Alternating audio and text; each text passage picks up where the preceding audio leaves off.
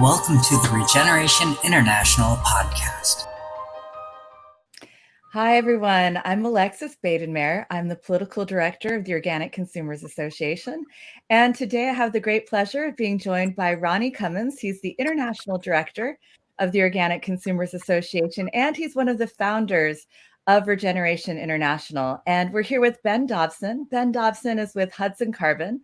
And as you can see, he's on a farm around near the Hudson River. And what Ben works on is finding ways to compensate or reward financially farmers for the ecosystem services that they provide. And Ben and Ronnie are working on a project at Via Organica in Mexico on how to get farmers into a very cool agroforestry project for hot, dry climates. And so I'll let Ronnie and Ben take it away. So Ben, you want to get us started? I'd love to. My name is Ben Dobson. I'm a farmer from the Hudson Valley and straddled the border with the Berkshires in Western Massachusetts for most of my life, with a foray into Maine and another into the Caribbean, working with tropical agriculture for a few years in the 2000s. What brought me to this work was realizing that no one pays enough for food, and rightfully so. They don't have a whole lot of extra money to pay for good food. But to produce good food, farmers really need to find a new way to be compensated. And in these complicated times, it's more important than ever that we find new revenue streams for farmers who are growing good food, and that we make sure that people who need good food can get it. So about 6-7 years ago, we started Hudson Carbon, really thinking that carbon credits may be the right way forwards. And in some ways, we believe that carbon credits are, but really we're much more following a holistic pathway to looking at whole ecosystem services provided by healthy food. And also really assessing, well, healthy food makes healthy people, and that's really valuable as well. And we're right in the midst of finalizing our measurement methodologies, and now really building out a financial model for what do eco credits look like, ecosystem service credits paid to farmers who treat their environment right. You know, unfortunately, the greenwashing and the so-called carbon trading on the international scale have discredited this whole idea that you can help solve the climate crisis with food and farming. So one of the things is that the prices that have been paid for this greenwashing are very low to farmers. And what's your belief about the carbon eco credit system, the level of money that farmers should be getting for this? Sure, I'd like to respond first a little to what you just brought up, which is that the greenwashers have just almost achieved a coup. They have who they want in the USDA. They've had who they've wanted in the White House for quite some time. And what's recently happened is they're now calling corn and soy climate smart commodities. I think that early on, Ronnie, your movement you and I are part of, put a little fear into the hearts of the big agricultural conglomerates who are the leading polluters and of our bodies and our planet. I'm talking Cargill, I'm talking Monsanto, ADM. Hey guys, they're now purporting to be involved in regenerative agriculture. And they've stacked the system with pretty bad measurement methodologies that don't look at the whole picture, and they're just touting no-till with a lot of chemicals and a few cover crops as a solution to climate change. And they're signing farmers on for really low-paying carbon credits, and they're selling those credits to other polluters like oil companies and airlines, and it's all hunky-dory for them. The problem is the planet's still going to shit faster than ever. So we really need to look at real measurement as opposed to written methodologies where paper pushers can create carbon credits for the wrong type of agriculture and the wrong type of supply chain. So our measurement focus at Hudson Carbon for 7 years has been 7 years, and we're finally coming to a close where we're looking at carbon in the context of water and biodiversity in chemical-free natural farms. And really, we look at these as ecological or eco credits.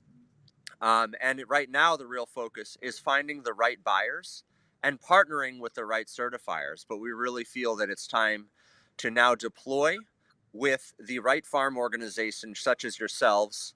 And we're inspired by groups like the Real Organic Project and others who are bringing truth to the table so that the farmers who are growing real food in a really, truly ecologically beneficial manner can collect eco credits.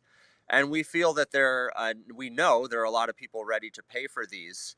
The most important challenge right now is getting some governmental bodies, local, state, it won't be the federal government, but local and state governments to say, hey, these credits are legitimate, and they're helping us to achieve our local, regional, and state level climate goals. Yes. Well, we're having a little bit of luck in Mexico with the federal government, but we still have a ways to go. Yeah, what about this whole idea that the climate crisis is just a creation of the World Economic Forum and Bill Gates and them to seize control over governmental power in every country of the world? I mean, it seems like they're starting to discredit the whole idea of climate action if we don't step out, more forcefully. Yeah, the climate action they're trying to put this to sleep, because climate action, true food action, and true health are antithetical to the goals of the World Economic Forum and the oligarchs who have really taken over this planet. I truly believe, and I see the progress you guys are making in Mexico, because you have a government that doesn't want to work for Uncle Sam. And when we really look at the root of this problem, it's our global economic system. Yeah, I said that the World Economic Forum and Bill Gates and them have seemingly tried to discredit the whole idea of food and farming as part of legitimate climate action and just want to greenwash. What do you think about that? What's the future of organic and regenerative farming and food in terms of solving or being part of the solution to the climate crisis? I think this is the question of our lives and our times right now. Is we live in a country and a world that has really achieved this globalist vision of American capitalism. And Henry Kissinger said it himself. He said, they who control the food supply control nations. Those who control the energy supply control continents. Those who supply money supply control the world. That really sums up what America's done here. And we have the WTO, the World Trade Organization, the WHO, the World Health Organization, and a couple banks, the World Bank and the IMF, to back it up. And we've now spent 50 years systematically destroying food production systems at the local, state, and national level, not just in our country, but all across the world. And we now see the climate crisis as something we want to manage and control using GMO agriculture. And what does that do? It brings up the scale of agriculture and removes people from their communities, removes the culture from agriculture. It now becomes ag. And we're really in a dangerous place where the future of the organic and regenerative movement is the only way we are going to feed ourselves with sovereignty at the local, regional levels. And it's the most important way where countries can unchain themselves from the United States. I have friends from all around the world, and many of these countries are now dependent on American food supply, and they're starving. Talk to people in Jamaica. They have all this empty land.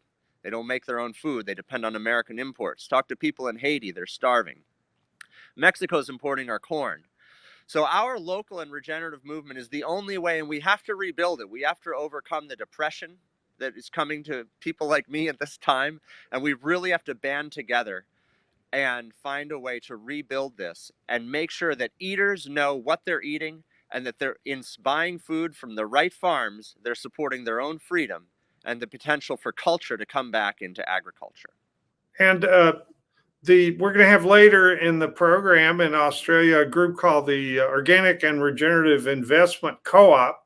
And it's interesting that they're starting down this road of saying that the floor or the bottom line for eco credits should be that you're farming organically, you're farming regeneratively, and then let's quantify all the benefits on top of that that this farm or this region is doing, and let's force the polluters to pay the farmers to carry out scale up these best practices?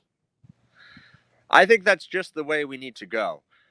First off, everyone's talking about how do we quantify biodiversity. That's difficult. But one thing we do know is that farms who aren't spraying herbicides and pesticides designed to kill everything are certainly a lot more biodiverse. So I think certified organic farms and organic refers to carbon. When the word came into agriculture, it was the original carbon farming. The word regenerative is good, but it's already been hijacked. So I like to use regenerative as an adjective. Regenerative organic. That's what I like to talk about. Exactly. And I think that I'm so happy you're talking to the group in Australia. We really need that model to come over here to the States. And we have some beacons here, like the Real Organic Project. Of course, you guys with the OCA. We all need to band together to bring real carbon credits with real money and call them ecological credits to certified organic producers. And I'm talking about organic big O, like organic for carbon, but also no chemicals. And that's what we need to move towards. I'm really happy you're bringing them on. And how would this work in practice if a farm in the United States, as hundreds are now, had gotten certified as under the Real Organic Project? They would be able to, who will put up the money, who will make sure what the division is between the farmer and the people who help out? How would that work in practice, these organic eco credits? So we've been really mapping this out. And just in full disclosure, I would love it if the Real Organic Project were fully participating, but we need to talk to them. Our goal here at Hudson Carbon is to bring our methodology to organic certifiers so that when organic certifier certifies your farm organic, we can partner with them to make sure that a few additional measurements are made and verifications so that eco carbon credits can be added on. To make those valuable, we need buyers. And there are some willing polluters who want to do the right thing. And more importantly, there are states such as New York State, actually, we have the Climate Leadership and Community Protection Act. And we're fighting hard for the forestry and farming provisions of the CLCPA, the Climate Leadership Community Protection Act, to pay farmers who are using truly good practices. NOFA New York is interested in seeing the right thing happen, and we really feel that it's all about, we now need to get around this greenwashing by putting organic certifiers in combination with real folks measuring carbon and ecological impact on organic farms to the forefront of the paid carbon, paid ecosystem service discussion. And that needs to be done at the local and state level. I don't think the US government is on board at this point. They're too corrupt. They need to be forced by seeing states go the way they go. And there are some big food buyers who know that they won't have a food supply if they don't have a climate we can live in. So we're looking to a lot of the middle players and some of the players in the food sellers of food, such as food co-ops, natural food stores. These have always been the place where we go get our natural food, and we feel this will start to be the place where we start having our local and regional climate discussion. So it's going to be a mix of polluters and also people paying for these extra carbon credits so that, we the people take climate into our own hands. And hopefully the government will follow. Well, good. Well, we look forward to continuing this discussion over the next few months and pointing out that there are literally millions of farmers around the world and herds people, pastoralists who are practicing their farming in an organic and regenerative way. And there's a way to identify them, to help them quantify their farming practices, and then to get the money in their hands they need to scale up what they're doing. And we look forward to working Hudson Carbon, Regeneration International, Via Organica, all the global affiliates to advance this program, because the current system of carbon credits and carbon trading and corporate greenwashing are not working. Obviously, emissions are going up, not down. And people are starting to question whether we can turn things around. And that's our job at Regeneration International and farmers like Ben, organizers, projects like Hudson Carbon. We are certain that we can solve this problem because we see that it's being solved at the local level in many, many areas of the world. And the next step up is to set up our own eco-credit certification systems and get this money flowing into the right hands, make the changes we need. So thanks a lot, Ben, for all you're doing, and we look forward to meeting with you in person here in a couple of weeks at the meetings we're having in Mexico. Thank you, Ronnie. We'll see you in a couple of weeks, and I look forward to putting together our framework for these next steps. It's an exciting time. All righty. I'd like to introduce Carolyn Suggate and Greg Paynter. Carolyn has been very active in ORIC, which is organic and regenerative cooperative, and also their eco credits. To me, this is actually a really important project they're doing.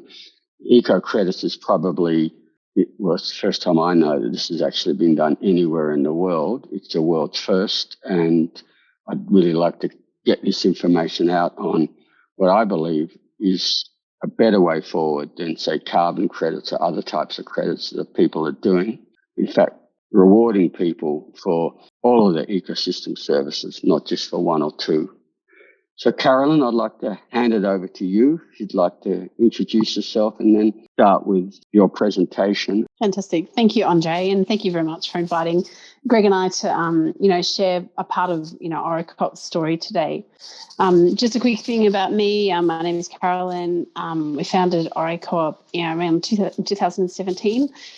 We basically founded it as a cooperative, particularly around the need for, as Andre said at the end, around access to land and enabling investment into organic farmland. I come from a conventional farming background, and I guess I'm very concerned about the fact that there's no suitable mechanism to enable investment in that $500,000 up to sort of $8 million family farm situations in Australia. And we've got one of the most rigorous and difficult financial regulatory systems in the world. And so we set ORIC up as a mechanism to be able to address the need for investment into land fundamentally. But through our journey over the last 5 years, we've now realised that there's far more needs in other areas as well as land. And so I'm going to touch on a couple of those different investment parts today, but particularly around investment into supply chains. Obviously, we're going to touch on our eco credit or the carbon credit that we've created. That's obviously about multiple different parts of organic farms, and then actually looking at investment into supply chain solutions, as in tailored for organic production systems.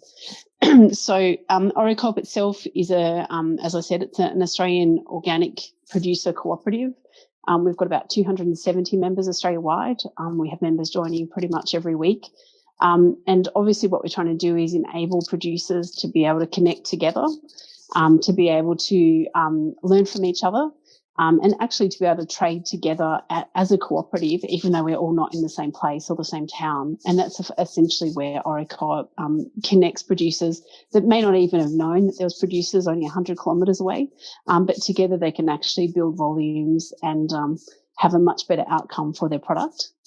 So our producers produce across a whole range of commodities, so from grain to dairy, horticulture, livestock, across all commodities. And I think we've got members pretty much in every state of Australia. And I will just share my screen. So I guess in Australia, Australia is very unique in the sense that we have the most amount of organic farmland in the whole world of any country. And yet we have this really difficult organic, and Andre obviously has a very long history of the organic industry. So we have almost this tension of having the most amount of organic farmland and yet having an incredibly fragmented and geographically isolated producers that don't necessarily have the capacity to be able to work together and trade together and actually build a stronger network. So what ORIC is doing is trying to overcome some of those barriers. We're trying to improve the transparency. We're trying to enable businesses to be able to be on a journey to support producers better and to have a more sustainable and more better connection with the producers that are actually growing those products. And obviously we're working closely with investors that really want to get access into this space, but they obviously want to be cautious about organic industry and not seeing it as a fringe, area, but actually seeing it as having a really positive future. Our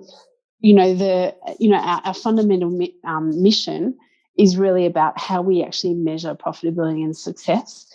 Greg will speak in the latter part of this presentation, but I guess the way that we measure success has to really change. And I think Andre touched on it in the previous conversation around, do we measure success on total yield, or do we measure success on actual profitability per hectare and how many people we're feeding and how healthy our communities are? And that really reflects into how investors also measure success. Do they measure it by the numbers in front of the percentage sign, or do they measure it in terms of their actual impact and the health of their community and their natural capital system? I think we need to stop looking at particular areas in isolation, and I really appreciate the conservation example. I think we need to make sure, we need to make sure that we're actually looking at a whole ecosystem as a system and actually investing into the whole system and move the whole system forward together collectively, rather than one area prospering at the actual cost of the other area. We're also deeply, connected to consumers. We have a lot of consumers that are really interested in what we're doing. A lot of consumers really want to buy direct from producers. The issue is scale and logistics in Australia. Obviously, we've got a massive country. And what we're trying to do through ORIC is actually enable consumers to be able to come together as collectives and then actually be able to buy in bulk with shorter supply chains. This is just a little bit of a perspective, I guess, for those that don't know much about the organic industry in Australia. Obviously, we've got a tiny market. Here's our $3.6 billion market compared to the US and the EU. What we do have is we have the most amount of land, as I mentioned before, but only a tiny amount of the value chain. And I think this is where we see a really huge opportunity for ORIC to be able to build better markets and better market access, to be able to tap into some of the areas in Asia and even some of the domestic markets within Australia, to be able to build much more capacity for organic grains and organic dairy products to be more accessible and have more premiums going back to producers, rather than the supply chain picking up the majority of the premiums, which actually has been the way it has been to this point. Sorry. So as I said, Australia is the leading country with 39 million hectares. Our industry is about $3.6 billion. Greg and I have had ongoing, and ORIC continues to represent the organic industry to the federal government on behalf of producers. We're having we're getting a lot of feedback in terms of the need for transition. And obviously our government is not necessarily wanting to take that on too quickly. And we're trying to explain that there actually is a very strong urgency to be able to transition farmers, to be able to change their farming practices and improve their farming practices in terms of sustainability, but also being able to support businesses to be able to transition as well. And that's what I meant before about the whole ecosystem taking responsibility. I think, unfortunately, in Australia, a lot of the heavy lifting is being seen to be needed to be done by agriculture. And I actually think it's the whole system change that needs to work together. And that's really where we come in. ORIC itself, as I said, is a producer cooperative. We work with all different parts of the supply chain, from the farmers that we work with directly to help them with their businesses, to looking at investment. And then I'm going to touch on the eco credit shortly. Really trying to connect the whole piece, all of the pieces, because what we realised once we started is you can't actually just change one part without actually having an effect on the rest of the supply chain. This is just a quick view of ORIC, which is a little bit overwhelming sometimes. So this is obviously, as I said, we've got about 3,000 producers in Australia that are organic or biodynamic producers, over 10,000 businesses, which includes your processors and organic production businesses. The eco-credit is really designed to be able to connect a lot of these pieces. So the eco-credit is a mechanism that we can measure improvement in natural capital, biodiversity, and increases in carbon over time. And what we're aiming to do is actually connect the eco-credit with the businesses that are wanting to become carbon neutral. So, for example, Paris Creek Farms has just moved forward. So they're a publicly listed company in Australia. That they have measured their own footprint. They're actually now offsetting directly with their own producers. So they're paying their producers to be able to increase their carbon, their soil carbon, while they're actually offsetting their own footprint. And that's basically the mechanism that we've set the eco-credit up as, which I'll go into more detail in a moment. Over here, we've also got the direct investment options, which I'll talk about right at the end. So that's really around the supply chain assets. So things like strategic organic grain storage. At the moment, we've got the worst floods, I think, just about in history in Australia. And one of the biggest risks for organic grain producers is tailored storage. And if we don't have storage, we don't have food security. And I guess I've been really shocked by the lack of security for organic producers that are producing a really good product, but if they can't store it, it doesn't actually get to the end result and to be a decent premium product. We're also looking at land and water assets, and that's obviously being able to enable producers to be able to grow their enterprises, and also, as Andre suggested, being able to give incoming producers access and be able to help them with their business of the actual farm side of it as well. The ORCA business is specifically around, we've started the ORCA brand around grain. Obviously, we've got some seed funding for this ORCA project in the Riverina that involves about 10 to 12 producers now producing, thousands of tonnes of organic grain. And it's really looking at what are the barriers that are stopping these producers being able to get better premiums into the market. And that's because we've got a lack of processing and obviously a lack of storage, and as well trying to improve the provenance and the traceability of the grain. With the eco-credit combining with the ORCA project, we actually then can work out what is the footprint of the grain or the dairy product, and then obviously being able to improve that over time.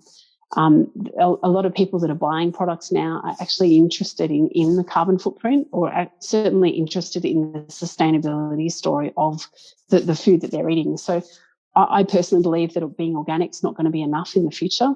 And I think we need to look at things like nutrient density and sustainability as just a part of the way we do business. And then obviously from ORIC's perspective, we also, as a true cooperative, we absolutely reinvest back into our members. So we've set up a resilience fund, which came out of the bushfire appeal where we started.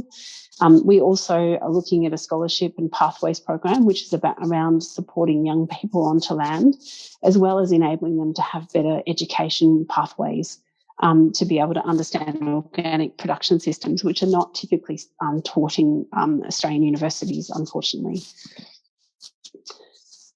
So we basically have an investment mechanism, as I said, that is very much around being farmer-led. So it's not about us saying, well, this is what we're going to invest in. It's about the producers coming to us and saying, this is what our barriers are to growth, and how can we actually create a financial mechanism that enables the investors to feel assured of their capital and realistic returns, with producers being able to still be absolutely at the leading part of the investment, but still being assured that they've got access to land and access to capital that is really aligned in principles with what they're trying to do. This sort of moves into the eco-credit, which I'll go into the detail about, but essentially what we're looking at is combining measures for these outcomes. So the eco-credit really touches on the soil carbon. So we measure soil carbon on farms in a very specific way so that producers can basically have a baseline on their farms, and that includes the arable areas as well as the biodiversity areas here. We also do a sustainability footprint. So we understand what sort of energy footprint, what sort of renewable capacity the farms have. Obviously, there's certain farms that have a higher sustainability footprint than others, i.e. a dairy farm has a much higher footprint from an energy perspective than, for example, a grain property. And we look at ways that we can reduce that over time. We also look at things like natural capital. The eco credit is very much beyond just carbon and the credit scheme. It's very much about the human health and the social capital. I guess what we believe is that if we can enable another financial stream for producers, it actually then helps them to have a much better balance in their farm system. And it also takes some of the climate risk out of their farms. And so instead of producing and having to produce more and more for less, they can produce less, be paid a better price, and then actually have another financial stream as part of their business for the long term. Obviously, we're looking at creating premium products around the ORCA brand, and I'll just touch on today a little bit around the eco bond. And what the eco bond does is actually finances mechanisms on each of the properties that enables the farm to generate more of the eco credits. It's one of the only, as Andre mentioned, it's one of the only green bonds in Australia, in the world, that is actually directly connecting a carbon credit with the capital capacity to be able to increase the credits over time. Everybody wants the carbon credits, but no one is actually funding on-farm works to be able to enable that farmer to increase their carbon generation or reduce their footprint over time. So this is just a really quick run through as to how the eco bond works. So the investors invest into the eco bond here. The 5 areas that the eco bond can fund around biodiversity, tree planting, being able to fence out riparian areas, those sorts of things. Soil carbon, obviously we have a very specific way that we measure the soil carbon. The sustainability footprint, which is obviously the energy and all the negative side of the footprint measure and how we can improve that over time. Looking at water stewardship and how we can improve the efficiency or the way that water is utilised on the farm. And then also looking at the business services, which goes into the supply chain and the market development. We then report back on the eco credit on an annual basis. We have a very specific way that they are measured every year, and only a certain portion of the credits are actually then liquidated to be able to fund the works on the farm, and then the investors then get a return via the carbon markets. It's a mechanism, as I said, that can actually fund these works, and the farmers actually pay it back via their eco credits. So the farmers are taking a risk in the sense of they want investment into the renewable energy plant. When the renewable energy plant then reduces their energy cost, they then pay back the balance via the increase in eco credits over time. And I'm happy to take questions about this at the end. Obviously, I'm just trying to get through and explain it as quickly as we can. So this is kind of the process of the eco credits. It is like a carbon credit, but as you can see, it's much more than just the carbon side of it. So each of the farms take soil carbon tests. We do a farm sustainability. We do specific GPS mapping on each of the farms as to exactly where the soil tests are taken. So the year after, then those tests are then repeated. And we basically just continue to do that every single year. We have an eco credit projection. So based on their rainfall and their farm production capacity, we have an estimation of what their eco credit is likely to be. We then have we release about 40% of the eco credit value for the bond, which obviously funds the works that I mentioned before. We then, sorry, I just have to move my thing so I can see. We then obviously quantify what the bonds have capacity for. We issue the credits, and then obviously this is where your investors come back and where they are able to access their capital via returns here. And the surplus is obviously shared between the investors with ORIC and the producers. ORIC is investing heavily into best practice. One of the really difficult things in Australia, which I touched on earlier, is the federal government isn't investing anything necessarily into the organic industry, aside from a small amount of upholding the national standards and doing those sorts of things. But in terms of best practice, industry development, technology, supply chain, market access, all those things are not being covered. And we believe they're fundamental for organic producers to be able to build better businesses and to be more resilient in these difficult times.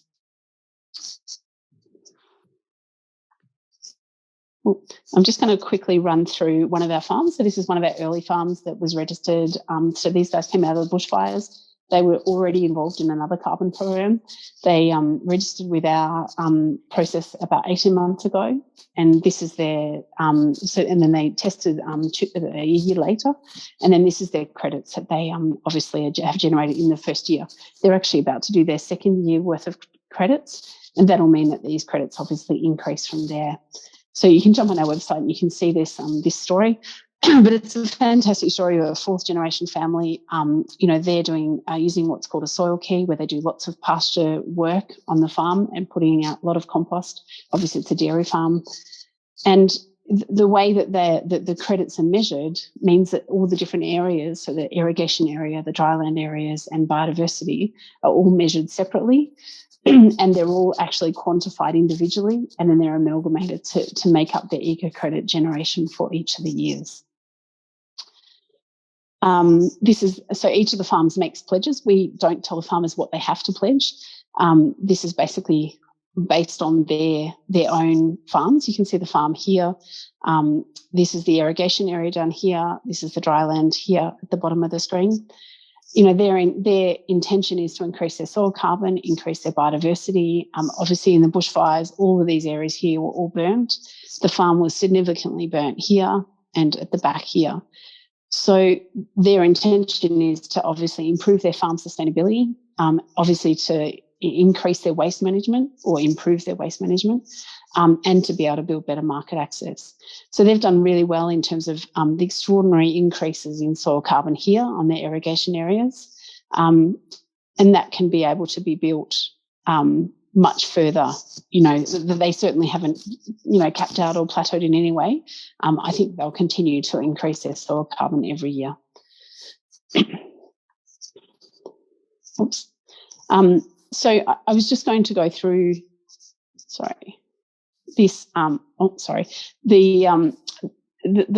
with this farm as an example, basically the eco credit is measures these things. So we measure the healthier soils, the biodiversity.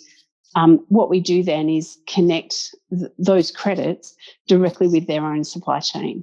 And the farmers are able to access capital to fund things that they identify through the eco-credit process that could actually help them to reduce their footprint.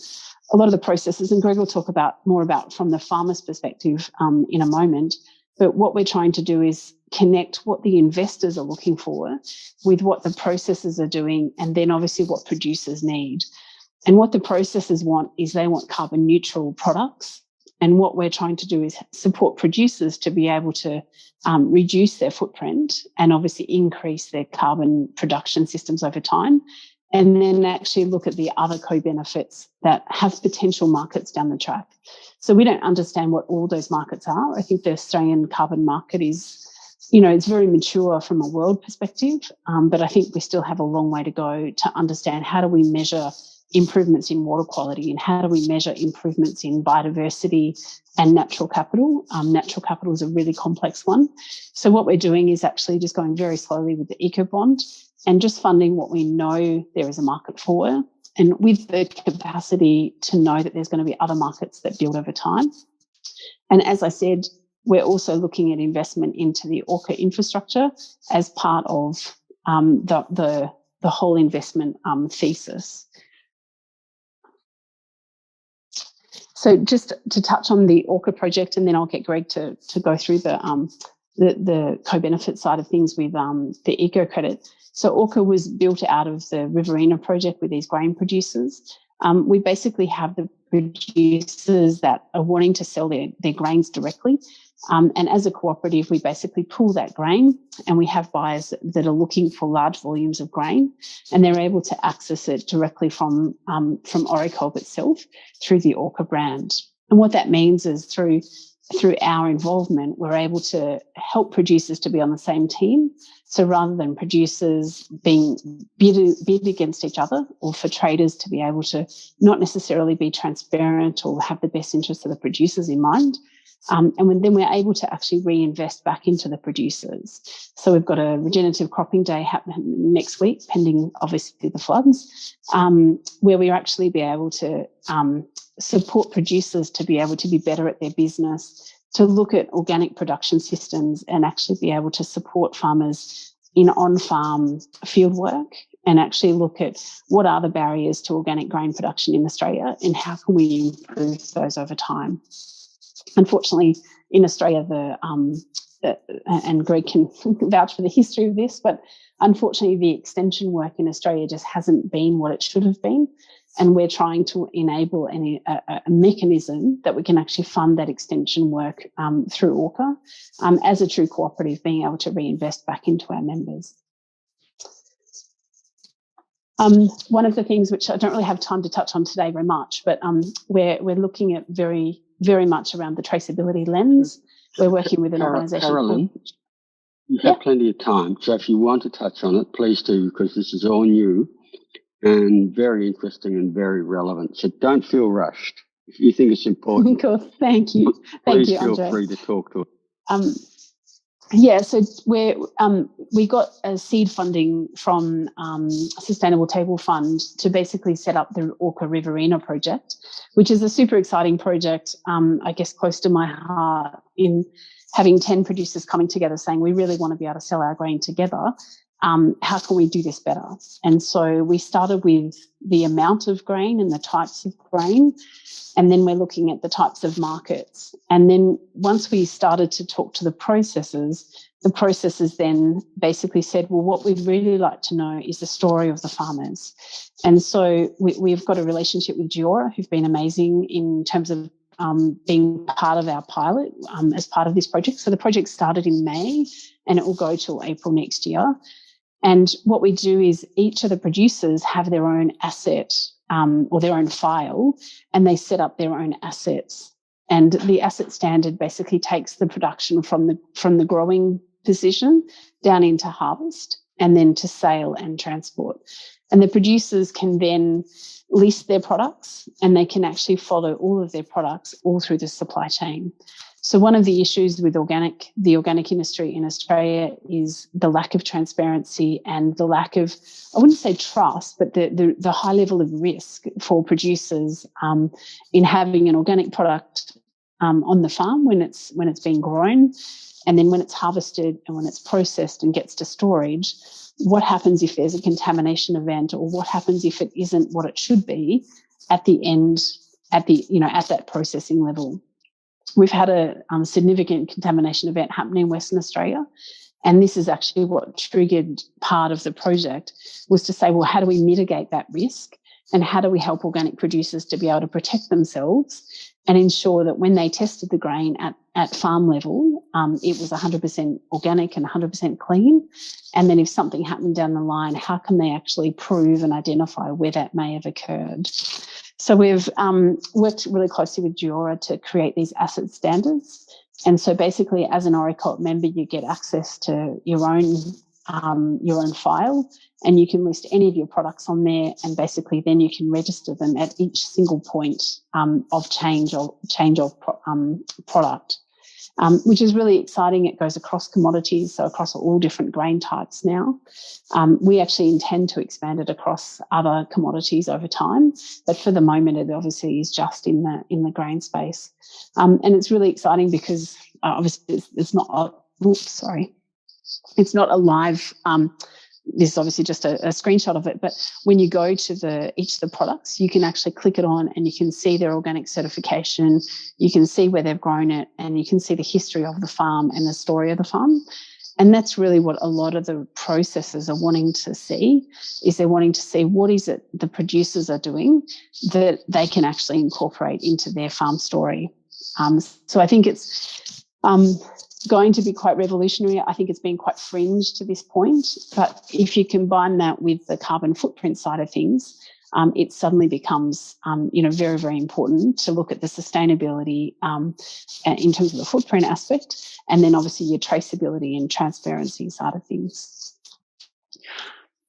Greg, did you want to jump in there and talk further about that? Yes.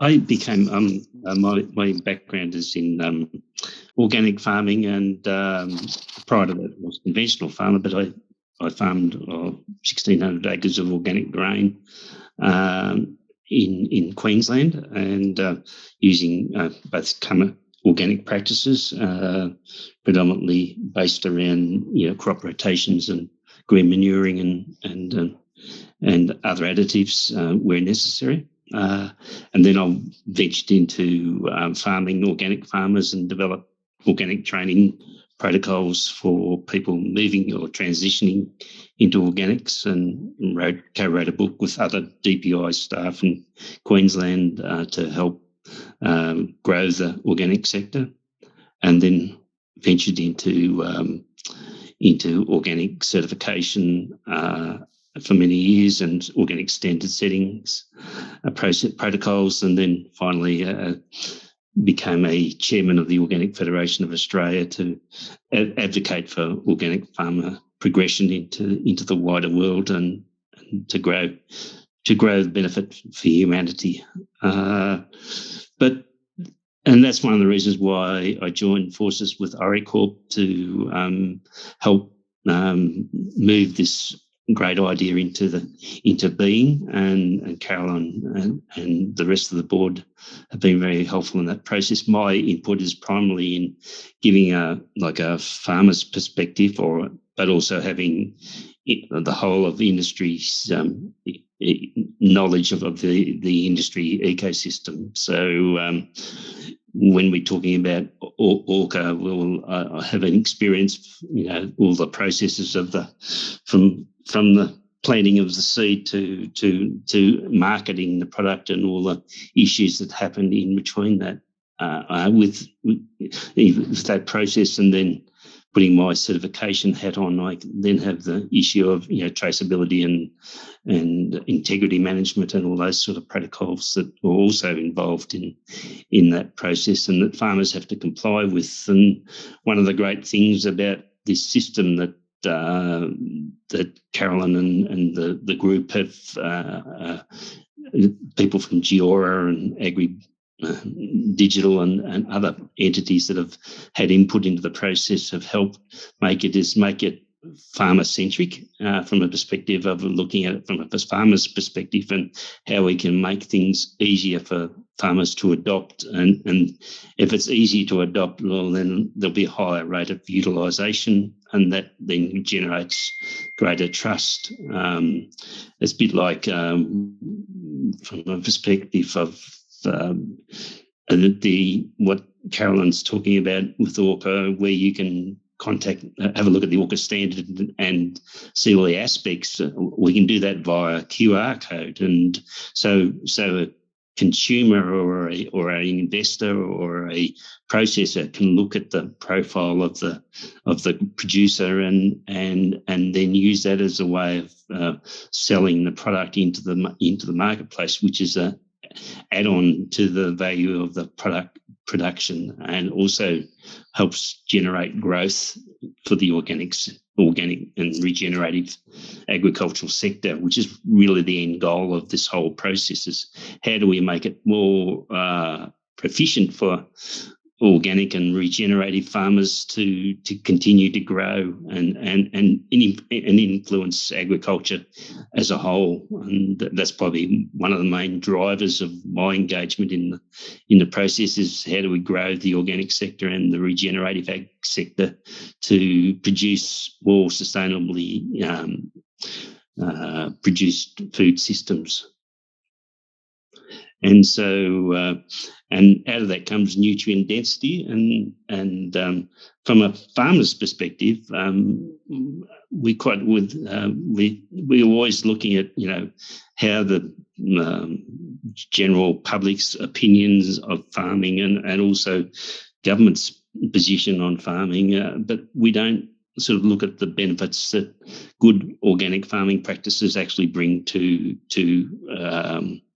the farmer from a perspective of the co-benefits of you getting of managing farming systems in an organic manner. And so the forefathers or the people that developed organic, 1.0, they developed the foundation principles, and then those principles have been refined. And as organic 2.0 came in, that was sort of normalised, and farmers got greater assistance from science to understand how those mechanisms. And from that process then IFOAM and those entities have moved towards having organic 3.0 developed, and I think that that's a great position. So how we then, as organic farmers and regenerative farmers, can then motivate a transition of the paradigm from the conventional processes into a more regenerative and organic protocol, and then think the whole of humanity will benefit from that process. Yep. So, Greg, I'm sorry if I just want to follow in just to ask a few questions now, because both of you have raised some really important issues. And for me, what you said is, how do we bring things forward? And for me, when Carolyn, I looked at one of your slides, and we have 3,000, essentially biodynamic or organic operators in Australia. Now, Greg mentions, he's involved in the organic sector for a very long time. So am I. I'm thinking about when I was first in the Organic Federation of Australia 20 years ago. We had over 2,000, almost 3,000 then. 20 years later, we've got a lot more hectares. Yep. But the amount of certified operators, organic farmers, is stagnant.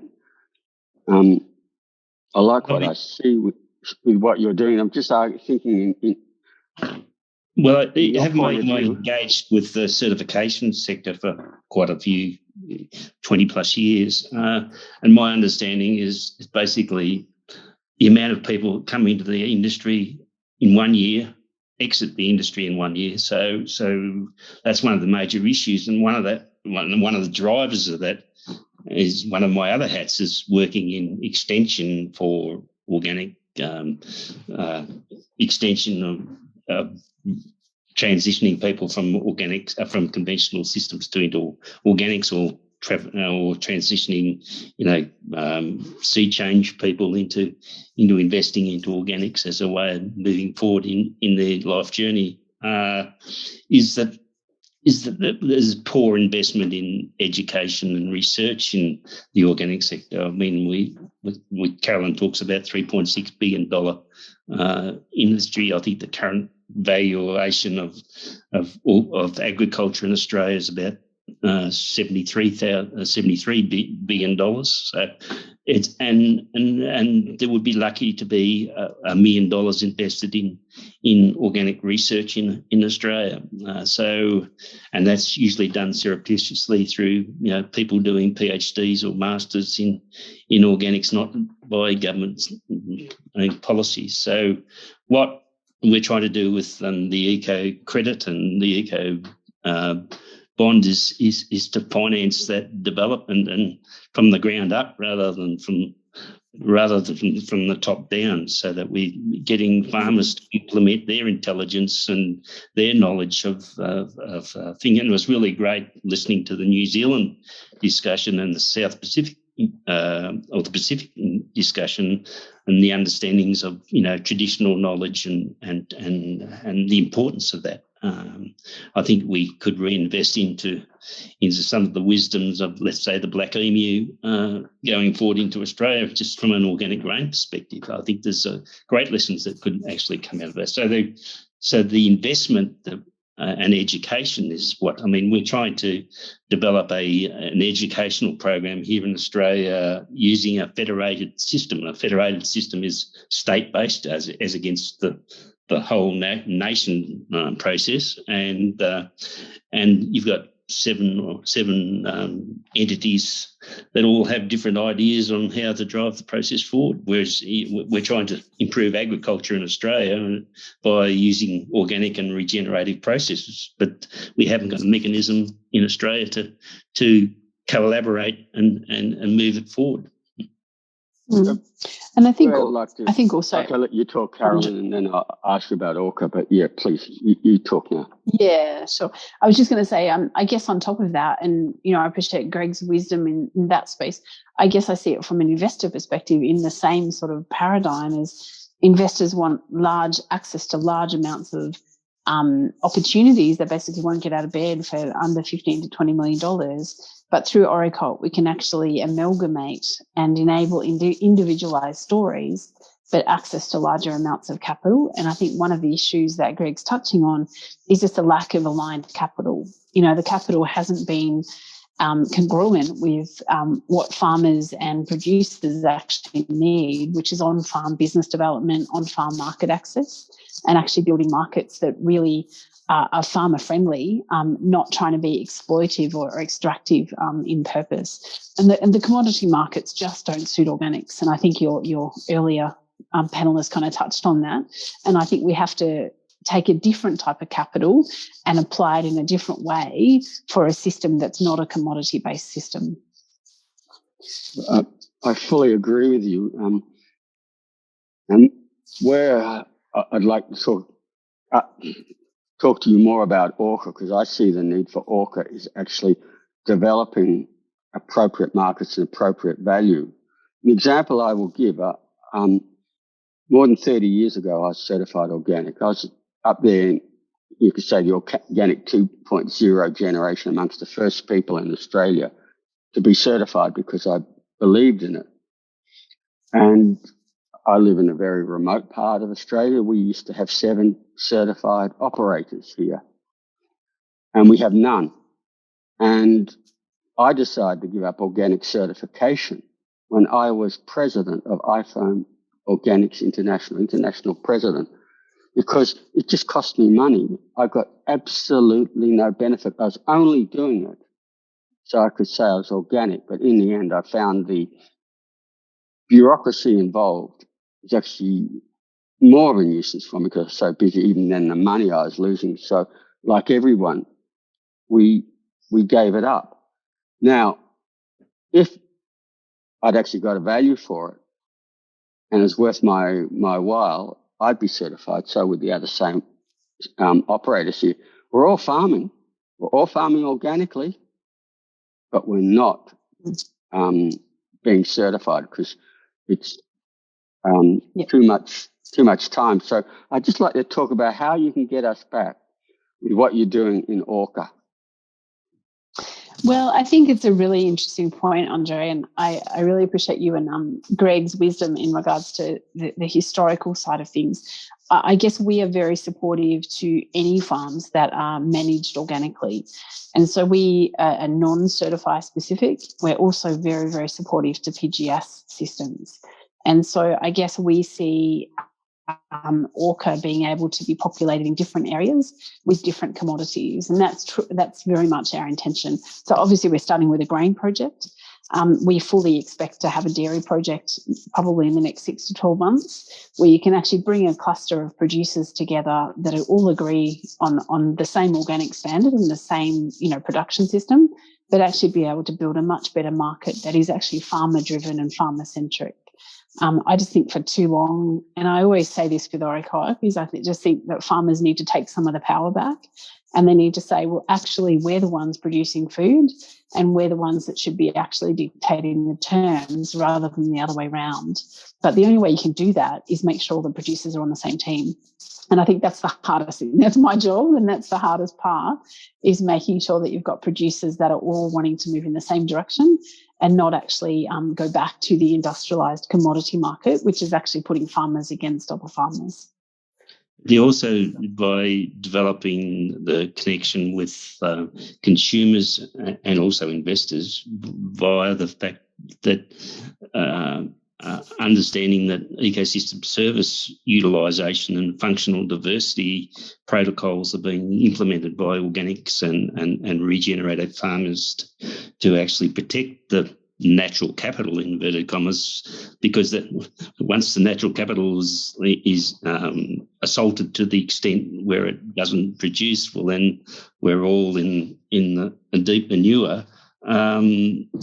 So what I think what eco credits and the eco bonds or green bonds bring to the equation is a reward, not only from the value or the premium of the organic production that's sold into the marketplace, but it's also a reward from the perspective of the ecological stewardship. And I just don't think that has even entered into the political agenda. It's now becoming understood through corporate social responsibility, and because of risk, because the financiers and the insurers of the world have come to understand it's going to cost them a lot of money very quickly if the system collapses. And organics, like the EU, have come to an understanding that that organics maybe has some answers, or regenerative agriculture has its answers to address that issue.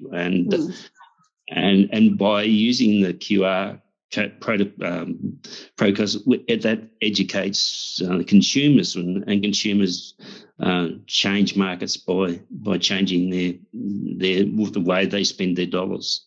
And I think that's that's one of the reasons why I have to applaud the work that ORIC have done in developing the eco credit and also the ORCA process as a division of that. Because we're wanting to, it's only a process of education, Andre, and as you know, organic agriculture is also an ecological intensive knowledge protocol. So you're replacing knowledge by the current system or current paradigm uses inputs that are externally sourced, and as Professor Stuart Hill has intonated for a long period of time, by replacing that with systems redesign, then we have a lot less externalities. And so the true cost of food has never been really investigated. And that's what we're trying to do, is educate consumers, educate investors, and in that process also enthuse farmers to transition. Yeah. Look, we're about to run out of time. What I'd really like to focus on for me are the eco credits. For me, this is probably one of the most exciting developments in agriculture as a reward to get systems change, but also to incentivize farmers to change how they farm. So if you'd just like to talk a little bit about this and how, and your experience on farmers taking it up. Yeah, I mean, I think I spoke to a farmer actually this morning who called me from Queensland wanting to register with the eco credit, and she asked me why we're not doing it in guns blazing kind of fire, baptism of fire. And I think the way that we've grown the eco credit program is very organically, excuse the pun, but we have grown it slowly, very intentionally. Like I said, I think that it's very complex. And the way that we measure, the way that we get farmers to measure, it all has had to be developed over the last, I think, 2.5 years. Greg and I have been working on it. Organic producers can jump online and they can register. We then take them through the soil tests, help them work out where, and how they can ascertain change in their farms over time. So it's very much about a long-term relationship with the farmers. It's not just I'm going to send someone out to your farm and dig a hole and then walk away and you're not involved. It's very much about a very long-term view with the producers. And I think that the producers need support in terms of how they generate the upside in terms of the increase in carbon over time and what those pledges are. And then obviously looking at the reduction side of things, and that can be in terms of their, their effluent distribution or their waste distribution. It can be renewable energy, those sorts of things. And it's very energy and knowledge rich. And obviously that takes time. So we've obviously had to train people to be able to be up to speed with that. And the flip side of that, which I would like to just touch on, is actually getting the businesses to be able to understand their footprint. And so that's the processors, that's banks, that's insurers. This whole hype about carbon credits has actually been very damaging to the market. And I think what we need to do is bring it back to a real relationship between the person buying the credit and the person generating the credit. And I think that's where the eco credit is really unique, and the organic industry stands apart from most other carbon credit generating mechanisms, because we've got a very small ecosystem that we can actually say, well, this dairy producer can actually support this dairy processor to reach beyond net zero, and be able to fund that along the way. So that's a process of what I'd call insetting, and so it's rather than offsetting. So that we're following the supply chain from the grass paddock to the cow to the milking machine to the processor and then to the end consumer. But it's not as though someone from a miscellaneous country 10,000 kilometres away has supplied a carbon offset that is bought by a bank or a processor or a manufacturer here in Australia and then used. So it's bringing the connectivity back, and we all know that nature is about connectivity and also collaboration, and so then the consumer can tap into that via the QR process and actually see how that's being implemented at the farm. So that gives further impetus for the process to grow, and that's one of the reasons why I'm such a keen supporter. And what the other issue is the cost of all this, validation processes, and what ORIC and the eco credit developers have tried to do is to reduce the cost of that validation process without reducing the integrity of that validation process, because some of these systems are worth multi-thousands of dollars worth of investment by the farmers, and that can't be done by a small farmer. So cooperative so the cooperative process is integral to how we can drive this forward, and I think Carolyn's alluded to that in her previous discussion. Yeah, I'd just like to say that for me, when I looked at how you worked it out, one, insetting. It's most people don't get it, but insetting is the fairest way to do it. Instead of offsetting and something that can be bought and sold and traded, and people in the financial markets make all the money instead of the producers. Insetting, you can guarantee that the actual producer, the person doing the work, gets it. The other one for me is the fact that you've looked at how you can balance the verification system with all the testing systems. I look at some of the systems, and it costs so much to actually do the testing and verification. It's the organisation that does the verification that makes all the money, and in some cases less than 5% goes to the producer. So what you're doing in ORIC to me is world's best practice, and I really wish you the best with it. The other side of it I like too is that you're, with ORCA, you're starting to look at transparent markets, where you're allowing producers to have control over the marketing systems and bringing in value as well. These two are integral, and I think, as far as I know, you're probably the only organisation that will actually do both like that. And to me, it's well done. That's why I really wanted to set an hour aside today, because I think It's so valuable for the rest of the world to see what you're doing. And we will turn this into a video so that others will have the opportunity to look and learn. And hopefully, too, it'll bring more producers to you, because there's a mutual benefit for everyone that you get more producers going down this pathway. So, look, I really do want to thank you so much for your time and wish both of you a wonderful future with ORIC. And I got tongue-tied when I said it. It's Organic and Regenerative Investment Co-op. And it really is, for me, one of the best things that are going in Australia. So thanks so much.